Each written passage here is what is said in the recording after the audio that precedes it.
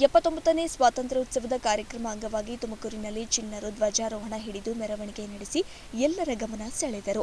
ತುಮಕೂರಿನ ಹೊರವಲಯದ ಬೆಳಗುಂಬ ಬಳಿ ಇರುವ ಶಾಲೆಯ ಪುಟ್ಟ ಮಕ್ಕಳು ಸ್ವಾತಂತ್ರ್ಯೋತ್ಸವ ದಿನಾಚರಣೆಯನ್ನು ಸಂಭ್ರಮದಿಂದ ಆಚರಿಸಿ ಆನಂತರ ತಮ್ಮ ಶಾಲೆಯ ಶಿಕ್ಷಕರೊಂದಿಗೆ ಮೆರವಣಿಗೆಯಲ್ಲಿ ತೆರಳಿ ಎಲ್ಲರ ಮೆಚ್ಚುಗೆಗೆ ಪಾತ್ರರಾದರು.